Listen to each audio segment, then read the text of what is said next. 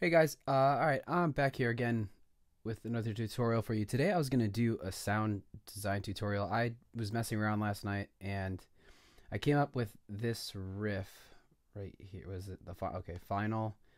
This is what I made. Let's see.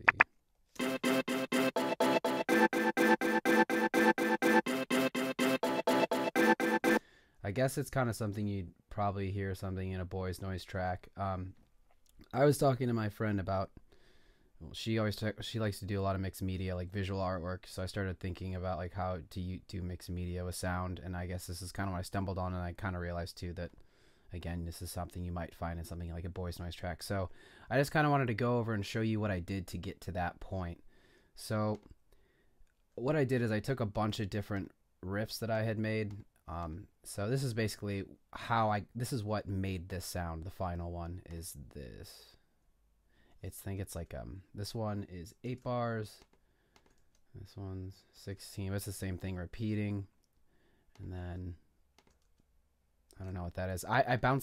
These were all I found like just presets in Reactor and was just creating riffs. So like, I'll just even do them individually. Why am I not hearing that?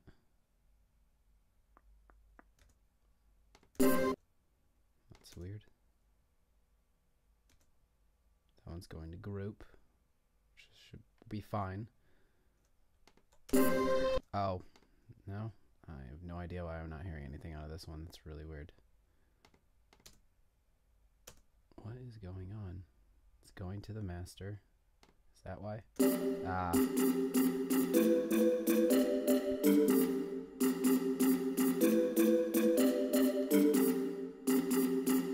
That's one of the sounds. And then I probably added effects on and stuff before I bounced them down. I don't have what I originally did. This is kind of all I have at this point, but I just kind of wanted to show you like how I laid it out. So that was the one sound.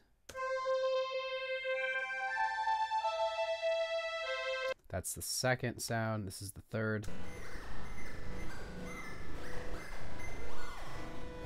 So all together.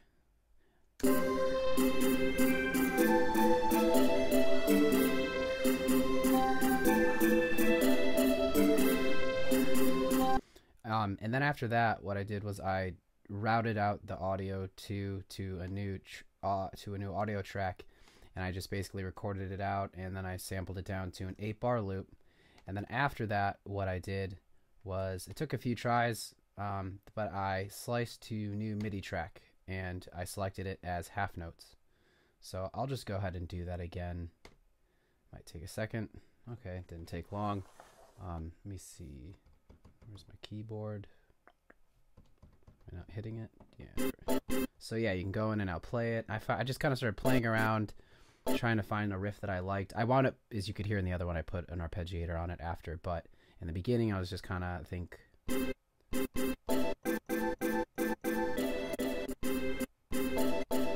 so you could just play up.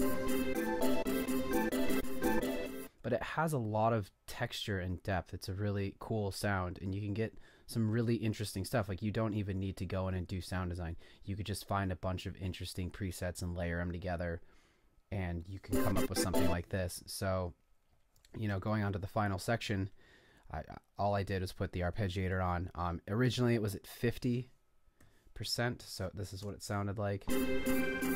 Whoops, no, I'm on the wrong one.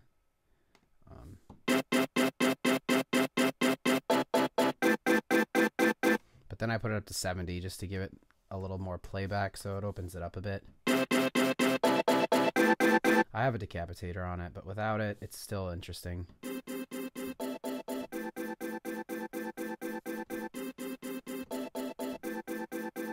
And then, yeah, I just used the decapitator to give it grit. I just wanted it to kind of be really gritty.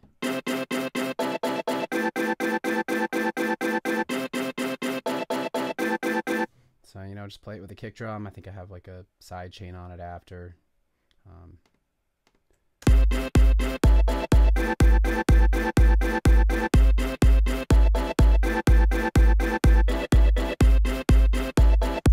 It's pretty interesting. I tried to use a stereo with Tool on it, but because it's kind of it's sampled. It just gets really weird. It just didn't work. I'm sure sometimes it will, sometimes it won't. So I'm actually just going to take that off. So that's pretty much it for this tutorial. I hope this helps. I thought this was really cool. I was pretty excited about it, and I'm gonna kind of start doing stuff like this more. I tried to do it with some other things. It didn't work out. I think this kind of direction and approach is really just gonna be a lot of trial and error. Like, I mean, you're really going in blind. You're just throwing stuff together and splashing paint almost, and then taking a component of it and hoping that it's something interesting that you can put in your song. I'm sure later down the road, like, I think I'm going to use this. I think it's going to be difficult harmonically. I mean, I wrote this in C major or A minor, so hopefully it shouldn't be an issue, but I don't know, maybe the way I sampled it might be a little bit difficult to write bass lines and stuff around it. So you might want to keep that in mind as well. Maybe you want to use only a few notes or something. So, oh yeah, one last thing. When I was writing this, you can obviously tell, I basically was like writing harmonies over each other. They don't go, like, they're not all the same notes just layered over top of each other. You know, I wrote different melodies for each one, and they all kind of created one cohesive piece that I sampled from. So don't just go in and write the same notes for each one, because it's not, I mean, that might be interesting. I don't know, try it out, but just wanted to point that out too. So hope this video helped. Any questions or ideas that you have too, feel free to leave a comment below.